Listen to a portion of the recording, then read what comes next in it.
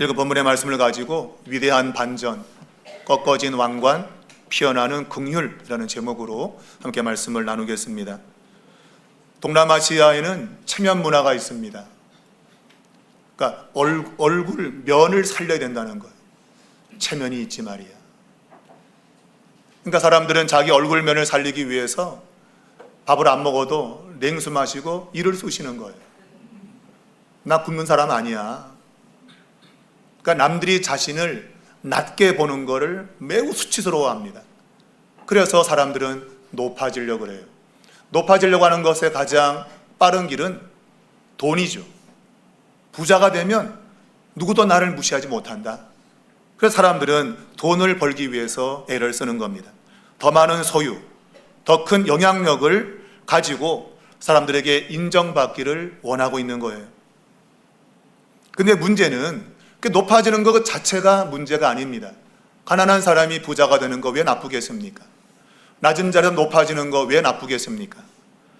문제는 하나님 없이 자기 스스로 높아지려고 하는 것, 그것이 문제라고 하는 거예요. 오늘 이사야 14장은 바벨론 왕의 몰락을 조롱하는 노래가 쓰여져 있고, 또 한편으로는 하나님의 긍휼을 덧입어서 회복이 되는 하나님의 백성들의 이 이야기를 대조적으로 보여주고 있습니다. 단순한 바벨론 왕의 몰락이 아니라 교만한 모든 사람들의 몰락을 보여주고 있는 것이죠. 여러분과 저에게는 두 가지의 길이 있습니다. 하나는 내 스스로 높여서 마지막 끝없이 추락하는 길이 있고, 또 한 길은 하나님의 은혜로 낮아져서 참된 안식을 얻는 길이 있는 겁니다. 오늘 읽은 성경 본문에는 세 가지의 중요한 진리를 우리에게 가르쳐 주고 있습니다. 첫 번째는 하나님의 끝없는 긍휼과 포기하지 않는 무조건적인 선택이 오늘 본문에 나타나 있습니다. 한마디로 말하면 하나님의 긍휼이 하나님의 백성을 다시금 일으켜 세운다는 것입니다. 오늘 하나님의 말씀은 심판의 말씀으로 시작하지 않고 하나님의 긍휼을 선포하며 시작하고 있습니다. 1절에 보니까 여호와께서 야곱을 긍휼히 여기시며 이스라엘을 다시 택하여 라고 말하고 있습니다. 이스라엘은 회복이 될 텐데, 근데 그들이 완벽해서가 아닙니다. 그들 하나님께 충성해서도 아닙니다. 우리가 알듯이 이스라엘은 애굽을 나오면서부터 금송아지 우상 숭배에 빠졌고, 역사가 지나가면서 끊임없이 하나님께 불순종했던 민족입니다. 그 결과로 나라는 망했고 바벨론의 포로로 끌려가게 된 것이죠. 그런데 하나님은 그렇게 하나님을 반역하고 불순종하는 그들을 끝까지 버리지 않으셨다는 겁니다. 오늘 본문에 보게 되면 이 긍휼이라는 단어를 힘주어 강조하고 있는데, 우리가 긍휼 그러면 단지 불쌍히 여긴다, 안타깝다, 그러한 생각이 들 수 있겠지만 원래 히브리 단어가 가지고 있는 이 긍휼의 의미는 그게 아닙니다.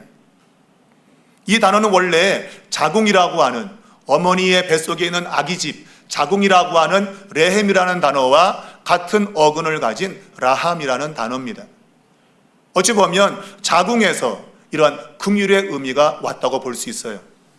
이걸 가장 잘 보여주는 사건이 하나 있는데, 열왕기상 3장에 보면 지혜의 왕 솔로몬에게 한 아이를 두고 두 여자가 와서 서로 자기 아이라고 우기는, 정말 판정하기 어려운 재판하는 그런 내용이 나오는데, 거기서 결국은 솔로몬이 진짜 엄마가 누군가를 알려주기 위해서 칼을 가져와서 그 아이를 반으로 똑같이 잘라서 나눠주라, 그렇게 판결을 내리지 않습니까?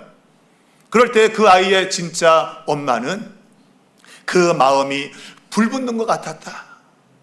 여기서 사용되고 있는 마음이라고 하는 이 단어가 바로 라함이라는 단어입니다. 그러니까 레헴이라고 하는 그 자궁을 뜻하는 그 의미를 가지고 있는 거예요. 자기가 배에서 난 그 아들이 칼로 잘려서 죽게 된 그 상황에 그 아들을 낳은 아기집 자궁이 꿈틀거린 거예요. 저거 내 새끼인데, 저거 내 새끼인데. 성경은 그것이 마음이 불타는 것 같았다, 그 마음이 뜨거워졌다, 그렇게 말하고 있어요. 자궁이 요동을 치는 겁니다. 일반적으로 보통 사람 같으면 얼마나 억울합니까? 분명 내 새끼 맞는데 얼마나 억울하냐 말이에요. 그러면 너무합니다, 억울합니다, 당신은 너무하다고 재판장을 원망할 거 아닙니까?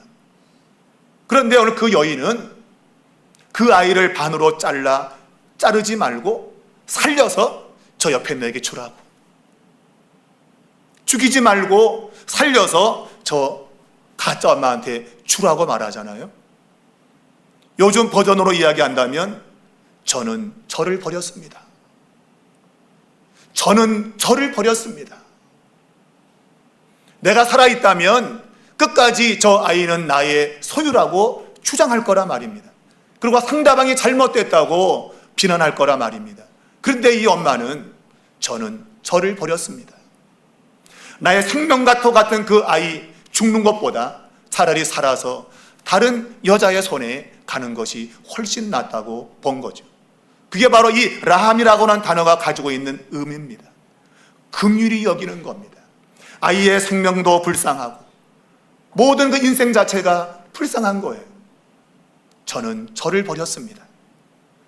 여러분, 이 사건을 우리에게 가장 잘 보여준 것이 바로 하나님이 그의 아들을 내어주신 겁니다. 하나님이 그의 아들을, 이 세상의 죄 가운데 뒹구는 여러분과 저를 위하여 우리들을 살리기 위해서 그의 아들을 내어주셨다고 성경은 말하고 있지 않습니까? 하나님이 말씀합니다. 나는 나를 버렸다. 나의 생명 같은 독생 성자를 죄인들을 위해서 내어주었다고 말씀하고 있는 것이죠. 바로 이 레헴, 자궁, 긍휼, 이것이 성경이 말하고 있는 하나님이 그의 백성들을 향한 마음이었던 거예요. 백성들이 어떠한 조건이나 어떠한 여건이나 상황이 관계없이 그저 불쌍히 여긴 겁니다. 그 아이를 낳은 자궁이 꿈틀거리는 그러한 긍휼, 그것이 바로 하나님이 그의 백성들을 향한 마음이었음을 오늘 성경이 이야기를 하고 있어요.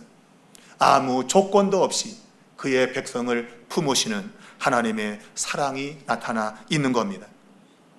그러한 하나님의 긍휼을 오늘 성경은 다시 택하여라는 말로 더 구체적으로 설명을 하고 있습니다. 하나님의 긍휼이 어떻게 나타났는가? 다시 택하였다고 하는 거예요. 우리말로 다시 그러면 영어로 again, 두 번의 의미를 갖고 있지만 원래 원천적인 의미는 오드라는 단어인데 이것은 계속이라는 의미가 갖고 있어요.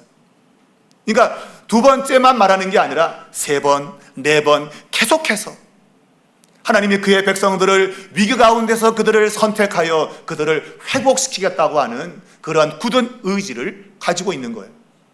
말하자면 endless love, 끝없는 사랑, 한도 끝도 없는 하나님의 긍휼을 선택이라고 하는 이러한 용어로 말하고 있는 거예요. 여러분과 저가 회복되는 길은 여러분과 저 하나님을 선택해서 회복되는 게 아닙니다. 우리의 선택이 아니라 하나님의 선택. 내가 너를 회복시켜 줄 거야. 하나님의 선택 때문에 여러분과 저가 회복되는 거라, 그런 얘기예요.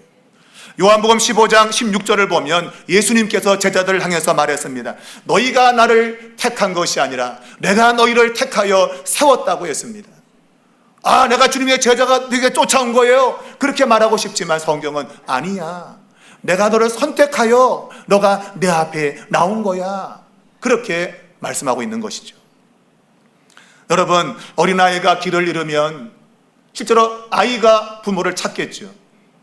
그러나 실상은 아이가 부모를 찾는 게 아니라 부모가 아이를 찾는 겁니다. 왜냐하면 아이는 부모를 찾을 방법도 모르고 그냥 울고만 있지. 애들은 엄마 아빠는 그냥 찾으려 생각도 안 합니다. 그냥 울어 제끼는 거죠. 그런데 부모는 그 잃어버린 아이를 찾기 위해서 이름을 불러가며 이것저것을 다니다가 마침내 찾으면 끌어안고 에이 자식아 어디 있다. 저도 우리 딸을 한번 잃어버린 적이 있어요. 백화점에 갔다가 사라진 거예요, 얘가. 그래서 그냥 황급히 그냥 막 찾아다녔어요. 결국 찾았습니다. 근데 얘는 자기 잃어버린 것도 모르고 그냥 있는 거예요, 그렇게. 아이는 그런 거죠, 원래는. 그게 정상이죠, 여러분. 아이가 무슨 힘이 있겠습니까? 부모가 찾아야 되는 거죠. 하나님이 이스라엘 백성들을 택하여 찾으셨다, 그런 얘기예요. 아무런 조건도 없이 찾으신 겁니다. 우리의 구원도 똑같은 거예요, 여러분. 하나님이 우리를 찾아내서 구원받은 거지 우리가 그분을 찾은 게 아닙니다. 예수님을 3번 부인했던 베드로가 주님을 찾았나요? 성경에 보니까 디베랴 호숫가를 예수님이 찾아오셔서 밤새 동안 그물을 던져서 못 잡은 그들에게 배 오른편에 그물을 던져라. 그러고 나서 베드로에게 내가 나를 사랑하느냐? 주님이 찾아오신 거예요. 주님이. 베드로가 찾은 게 아닙니다. 집을 나간 탕자 여러분, 아버지 앞에 돌아오는 광경 참 멋있어 보이지만 우리가 주목할 것은 그 아버지는 아들이 집을 나간 그 순간부터 대문 밖에 나가서 이제나 올까 저제나 올까 그 자식을 기다리고 있었다고 하는 거예요. 자기 싫다고 떠난 그 자식을 돌아오기를 간절히 기다리는 그 아버지의 마음, 그게 그 자식이 뭔가를 결정하고 돌아오는 것보다도 더 선명하게 성경은 우리에게 이야기를 하고 있는 거예요. 저 아버지 미친 아버지 아니야? 아버지 죽으면 빨리 돌아올 유산을 내게 주세요. 이 말은 뭐예요? 빨리 돌아가시세요, 그런 얘기잖아요. 그런 자식이 뭐가 좋다고 돌아오기를 기다리며 문 밖에 서 있는 그 아버지의 모습을 성경은 우리에게 보여주고 있는 겁니다. 또한 이것을 가장 잘 보여주고 있는 사건은 호세아서에 나타난 사건입니다. 하나님의 선지자 호세에게 음란한 여자 고멜을 데려다가 결혼하여 자식을 낳으라고 했습니다. 여러분, 음란한 사람을 부인으로 맞으라는 게 말이 됩니까, 여러분? 그런데 호세아가 순종하여 이 음란한 여자 고멜을 취하여 자식을 낳는데, 첫 번째 아들을 낳는데 이름을 이스라엘로 지었어요. 하나님께서 심는다, 뿌린다, 그런 의미를 갖고 있습니다. 아마 심판적 의미도 있을 것이고 아마 뒤어 나오는 이 두 딸의 이름과도 연관이 있을 겁니다. 두 번째, 세 번째 딸을 낳는데 두 번째 딸의 이름을 로루하마, 히브리어에서 로자가 붙으면 아니라는 뜻이에요. 그다음에 루하마, 이게 라함이라고 하는 단어입니다. 라함, 루하마, 그러니까 불쌍히 보지 않겠다, 그런 뜻이에요. 하나님이 이스라엘 백성들을 불쌍히 보지 않겠다고 하는 그런 의미가 바로 이 고멜이 낳은 그 딸의 이름 속에 나타나 있는 거죠. 두 번째 낳은 딸 이름은 로암미입니다. 암미는 백성을 뜻합니다. 내 백성이 아니야. 그만큼 이스라엘은 타락했고 하나님을 반역했다 이거예요. 나 너를 긍휼히 보지 않을 거야. 너 내 백성 아니야. 그랬단 말입니다. 그런데 2장을 들어가 보면 반전이 나와요. 그걸 위대한 반전이라 그래요. 그 하나님께서 그 딸들의 이름을 루하마라 부르고 암미라고 부르겠다. 내가 너를 불쌍히 긍휼히 여길 것이고 너를 내 백성으로 부르겠다고 하신 거예요. 상황이 좋아져서요? 천만의 말씀입니다. 여러분, 2장을 계속 읽어보면 이 여자가 남편 싫다고 밖으로 뛰쳐나갑니다. 남편 싫다고. 그런데 이 호세아가 가서 돈 주고 또 데려오고, 데려다 놓으면 얼마 있다가 또 뛰쳐나가고, 또 가다 또 데려오고, 이걸 반복하고 있어요. 하나님을 반역하고 떠나 있는 이스라엘을 끝없는 긍휼과 사랑으로 계속적으로 회복시키는 그 의미를 바로 이 사건이 보여주고 있는 겁니다. 정말 그 은혜와 사랑을 안다면 호세아 6장을 가보면 여호와께 돌아가자, 우린 넘어져도 그 사랑 영원하네. 우리는 자꾸 넘어져. 하나님 싫어요, 나 간섭하지 마요, 내 멋대로 할 거예요. 자꾸 넘어지는데 그 사랑 영원하네. 내가 도망쳐도 쫓아와서 데려오고, 싫다고 나가도 또다시 붙들고, 그러면서 여호와께 돌아가자라고 외치는 거 아니겠습니까? 그 사랑에 굴복할 수밖에 없다는 거예요. 여러분, 하나님의 사랑과 긍휼이 이렇게 놀라운 겁니다. 그것 때문에 우리가 다시 살 수 있고 회복될 수 있다고 하는 거예요. 바벨론에서의 귀환, 포로에서 돌아오는 것은 단순히 장소의 이동이 아닙니다. 포로된 땅에서 단지 장소만 가나안 땅으로 옮긴 것을 말하지 않아요. 이것은 새로운 출애굽을 말하는 겁니다. 왜냐하면 3절에 보면 슬픔과 곤고와 수고하는 고역에서 놓으시고 안식을 주신다고 되었기 때문입니다. 단순한 장소를 옮긴 게 아니에요. 안식을 주기 위해서 그들을 포로에서 돌아오겠다고 하는 거예요. 이스라엘 백성들은 애굽에서 노예로 살았습니다.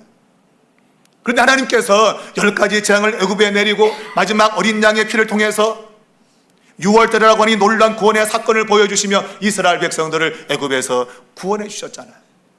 그와 똑같은 방식으로 하나님이 바벨론 포로에 있는 이스라엘 백성들을 다시금 돌아오게 해서 안식을 주겠다고 말씀을 하고 있는 겁니다.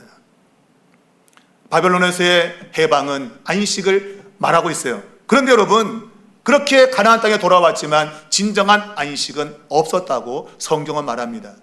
진정한 안식은 뭐냐? 가나안 땅이 안식이냐? 히브리서 4장을 보게 되어지면 가나안 땅이 안식이 아니라고 성경은 말하고 있어요. 진짜 안식은 어디 있는가? 바로 그것은 하나님이 준비하시고 예비해 놓으신 하나님의 아들 예수 그리스도, 그분을 믿는 데서 오는 죄에서 자유를 통한 진정한 안식이 성경이 말하고 있는 안식이라고 말하고 있다 이거예요. 하나님이 내어주신, 나는 나를 버렸습니다. 하나님이 자신을 부정하며 우리에게 내어주신 그 아들을 믿는 자, 그에게 진정한 안식이 있다고 성경이 말하고 있다고 하는 거예요. 여러분에게 있는 안식, 돈 많아서 마음 편한 거, 건강해서 마음 편한 거, 환경 좋아서 마음 편한 거, 그거 진정한 안식이 아니란 말입니다. 예수 그리스도 안에 내가 살아갈 때에 그것이 진정한 안식인 거예요. 제가 3절에서 수고한다는 이러한 용어를 말씀드렸습니다. 마태복음 11장을 보면 수고하고 무거운 짐진 자들아 다 내게로 오라, 내가 너희를 쉬게 하리라. 예수 그리스도만이 우리를 참다운 안식으로 초대하는 분이라, 그런 말씀이잖아요. 여러분, 오늘 이 시간에 예수 그리스도 앞에 나가셔서 그분이 주시는 참된 안식을 얻을 수 있기를 주의 이름으로 축원합니다. 두 번째는 자기 숭배의 결말인 교만의 추락과 그리스도의 낮아짐을 우리에게 보여주고 있습니다. 오늘 성경은 이 바벨론 왕이 내가 할 것이라고 하는 이 용어를 5번이나 쓰고 있습니다. 그 5번이나 내가 할 것이라고 말했던 이 바벨론 왕이 몰락을 했어요. 그래서 그것을 조롱하는 노래가 오늘 본문에 있는 노래입니다. 자기 스스로가 높아지기 위해서 내가 할 것이다 라고 하는 이러한 용어를 5번씩이나 힘주어 말했던 이 바벨론 왕. 그런데 그가 높아지기는커녕 스올, 죽은 자가 가는 땅속, 거기에 떨어졌다고 성경은 말하고 있는 거예요. 조롱하는 거죠. 높아진다고 하더니 참 낮아졌구나, 그러한 조롱의 노래를 말하고 있는 겁니다. 사랑하는 여러분, 내가라고 말하는 것이야말로 진정한 교만의 본질입니다. 내가 이루었다, 내가 했다, 내가 잘나서, 이런 모든 것들이 교만의 본질이에요. 여러분, 우리가 자신감을 갖는 건 매우 좋습니다. 중요합니다 또한. 그런데 하나님이 주신 그런 자리를 거부하고 내가 주인 되어서 살자고 하는 것은 자신감이 아니라 그걸 교만이라 그래요. 교만. 우리는 가끔 바지 사장이란 말을 듣습니다. 회사를 운영할 때나 어떤 뭔가를 사업을 할 때 바지 사장, 이름만 사장으로 누굴 세우는 거예요. 그리고 실제로는 자기가 다 결제하고 다 자기가 운영하는 걸 가르쳐요. 문제 생기면 사장만, 바지 사장만 내미는 거죠. 내가 한 거 아니야, 이렇다는 거예요. 우리의 신앙생활에 우리가 믿는 하나님이 바지 사장입니까? 근데 우리는 입으로는 하나님이 내 주인이라 말하면서도 다 내가 생각하고 내가 결정하고 내가 할 수 있어라고 행하는 것 없냐 말이에요. 만약 그런 것이 있다면 하나님은 바지 사장에 불과한 겁니다. 오늘 이 바벨론 왕은 자신이 모든 걸 할 수 있다고 그랬어요. 바로 그것이 교만이었고, 이것을 오늘날 교회는 사탄이 추락하는 것으로 우리는 해석을 하고 있습니다. 사탄은 교만한 자가 떨어진 그러한 의미를 부여하고 있는 것입니다. 우리가 이 14장의 이 추락한 이 왕은 바벨론 왕이 1차적 의미를 갖고 있습니다. 이 왕이 누군지 여러 가지 주장들이 있지만 많은 학자들은 사르곤 2세라고 말하고 있습니다. 왜냐하면 그가 전쟁터에서 죽임을 당했는데 시체가 매장되지 못하고 그냥 아무데나 던져진 겁니다. 그래서 말들이 와서 그 시체를 짓밟고 가장 흡사한 그 운명을 맞이한 사람이 사르곤 2세이기 때문에 여기서 추락한 이 바벨론 왕은 사르곤 2세라고 이야기해요. 근데 성경은 어느 누구 특정한 사람을 가리키는 것이 아니라 하나님 없이 내가 살겠다고 하는 그 모든 주장들, 바로 그것이 오늘 이 교만을 심판하시는 하나님의 그 심판에 포함되는 사람이라고 하는 거예요. 사랑하는 여러분, 하나님께서 우리에게 주시는 모든 삶의 자리, 하나님의 은혜의 자리입니다. 근데 내가 했다고, 내가 할 수 있다고 하는 그런 표현들, 그 모든 것들은 다 거꾸러진다, 그런 얘기예요. 오늘 이 바벨론 왕이 내가 올라가겠다라고 말했는데, 이 올라간다는 단어는 알라라는 단어입니다. 말 그대로 오른다라는 뜻입니다. 내가 올라갈 거야 라고 말해요. 근데 하나님 뭐라고 말합니까? 내가 수월 곧 구덩이의 맨 밑에 떨어짐을 당할 것이다. 여기서 떨어짐을 당한다는 단어는 야라드라는 단어인데, 이것은 내린다는 뜻이에요. 하나님이 끌어내린다는 겁니다. 네가 올라간다고? 올라가봐. 하나님이 끌어내린다는 거예요. 하나님이. 그래서 땅 가장 깊은 곳 수월에 떨어졌다, 그렇게 말하고 있습니다. 여러분, 스스로 인생을 살아온 사람들의 그 말로는 비참하다, 그 얘기입니다. 이 왕은 왕좌에 앉아서 자기 왕관을 번쩍번쩍 거리면서 자기의 위세를 드러냈던 사람이에요. 그런데 그의 마지막은 아주 비참하게 끝난 거죠. 오늘 성경을 보면 수월에 죽은 자들이 마치 그 영웅들을 놀라게 한 것 같은 이러한 의미를 말하고 있는데, 여기서 이 수월에서 죽어 있는 사람들을 가리켜서 르바임이라 그래요. 르바임. 원래 이 의미는 지상에서 있을 때는 거인족을 가리킵니다. 땅 위에 살아있을 때는 르바임 족속은 거인 족속이에요. 그런데 이게 땅으로 떨어지게 되면 라파라고 하는 이 단어가 등장을 하면서 동일하게 복수용어로 르바임이 됩니다. 그 뜻은 뭔가 하면 숨도 못 쉬는 자, 잠자는 자, 무기력한 자라는 의미를 갖고 있어요. 맞아요. 여러분, 사람이 땅으로 떨어진다고는 죽음을 가리킵니다. 여러분, 죽으면 그냥 잠들어 있는 거예요. 무기력한 겁니다. 세상의 위대한 왕들이 다 그렇게 무기력하게 죽었단 말이에요. 그들 모두가 스올에 들어갔어요. 땅속에 들어갔어요. 그런데 세상의 가장 위대한 왕이라고 자부했던 바벨론 왕이 그 땅으로 떨어진 겁니다. 그랬더니 먼저 가 있던 애들이 놀란 거죠. 이야, 너도 여기 왔어? 여러분, 거기 안 갈 자가 누구 있습니까, 여러분? 인생이 여러분 다 그렇게 가지 않습니까? 여러분은 용간의 통뼈입니까? 근데 그걸 모르고 지금 내가 할 수 있다고 대단한 존재라고 의시되면서, 사랑하는 여러분, 하나님께서 우리에게 주신 자리, 그 자리는 은혜의 자리입니다. 내가 잘나서 있는 자리가 아니에요. 내가 올라가려고 몸부림치면 칠수록 우리는 더 깊은 곳으로 떨어지게 됨을 여러분 기억할 수 있기를 바랍니다. 그토록 큰 제국을 세웠던 그 왕이 이곳에 왔다고? 놀라면서 한편은 조롱의 의미가 있는 거죠. 너도 별 볼 일 없구나. 별 볼 일 없구나. 여러분, 세상의 권력, 세상의 영향력 다 그런 겁니다. 그런 게 있어봤자 그 마지막은 다 허무한 거예요. 여러분, 권력의 허무함. 우리가 배우가 연극을 하기 위해서 무대에 올라갈 때 만약에 왕의 역할을 맡으면 머리에 왕관을 쓰고 명령을 합니다. 그러면 거기 있는 모든 배우들이 다 무릎 꿇고 왕이요 합니다.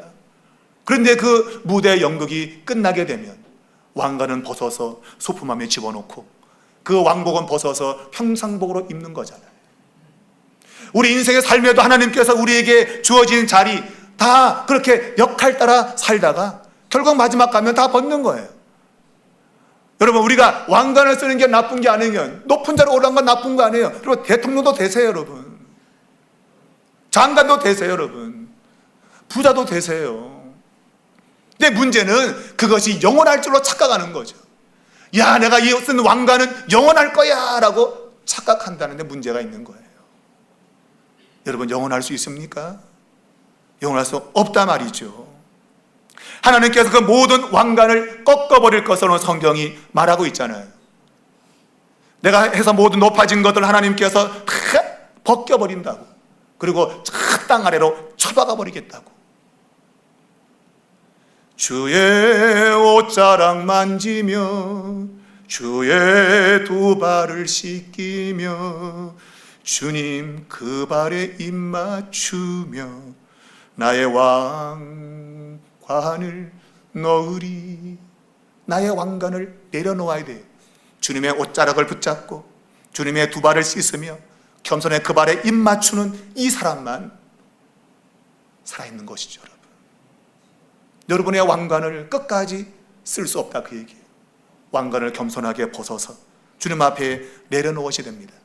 오늘 14장에는 이 교만한 바벨론 왕과 정반대의 길을 걸은 그러한 인물을 우리에게 소개하고 있습니다. 바로 우리의 주님 예수 그리스도이십니다. 바벨론 왕은 피조물에 불과합니다. 그런데 자기가 하나님의 자리에 앉겠다고 높아지겠다고 했던 사람이에요. 그런데 예수님은 하나님과 동등됨을 가지고 있는 영광의 본체였습니다. 그런데 그분은 그 영광의 본체를 내려놓으시고 종의 형체를 가지고 세상에 오셨고 십자가에 죽으셨다고 말하고 있는 것이죠. 스스로 높아지려다가 망한 바벨론 왕과 달리 예수님은 스스로 낮아짐으로 여러분과 저를 높여주셨다는 겁니다. 내가 올라가겠다라고 세상은 말하지만 성경 우리에게 낮은 자리로 가라고, 예수 그리스도가 낮아짐으로 그분이 높여준 것처럼 낮은 자리에 가라고 이야기를 하고 있단 말입니다. 여러분과 저는 내 힘을 키워서 인정받아야 돼, 내가 모든 걸 다 통제할 수 있어야 돼, 내가 분명할 거야, 그거 말고 여러분 자신을 십자가 앞에 내려놓으셔야 된단 말입니다. 그 십자가 앞에 여러분의 인생을 내려놓게 될 때 진정으로 하나님이 여러분을 높여주시는 그런 은혜가 나타나게 된다고 하는 겁니다. 사랑하는 여러분, 요한복음 3장 14절에 보면 모세가 광야에서 뱀을 든 것처럼 인자도 들려야 하리니, 여기서 들린다는 단어가 바로 높인다는 단어입니다. 예수님은 십자가에 높이 달리셨습니다. 근데 그것은 실제로 가장 낮은 자리로 내려가는 모습이었어요. 그러나 훗날 예수님은 정말 지극히 높은 자리에 오르셨습니다. 여러분이 낮아지는 그러한 모습은 궁극적으로 여러분 하나님 높은 자리에 앉히시는 하나님의 방식임을 여러분이 반드시 기억하셔야 된다고 하는 거예요. 여러분, 여러분의 마음을 십자가 앞에 내려놓으십시오. 여러분의 왕자 여러분이 앉지 마시고 그 자리에 주님을 앉히십시오. 그러면 주님이 여러분을 높여 주실 것입니다. 마지막 세 번째는 역사를 거룩한 빗자루로 정화하시는 하나님의 주권적인 통치를 우리가 오늘 보게 됩니다. 한마디로 말하면 하나님의 심판은 악을 쓸어내고 거룩한 질서를 회복한다는 것입니다. 오늘 마지막 보면 바벨론을 심판하겠다 하나님이 선언하십니다. 그러면서 멸망의 빗자루로 쓸어버리겠다 그렇게 말하고 있어요. 멸망의 빗자루. 여러분, 멸망의 빗자루로 쓸어버린다는 얘기는 굉장히 중요한 겁니다. 더러운 것은 쓸어내야 됩니다. 하나님께서 이스라엘 백성들의 더러움을 씻기 위해서 하나님의 빗자루로 바벨론으로 쓸어 던져버렸어요. 다시금 이제 바벨론에서 고통하는 이스라엘 백성들을 구원하기 위해서 그들을 압제하는 바벨론을 다시 쓸어버리겠다고 주님이 말씀하고 있습니다. 물론 바벨론만 쓸어버린 거 아닙니다. 그 땅에 있는 하나님의 백성들도 쓸어버리는 역사가 있는 겁니다.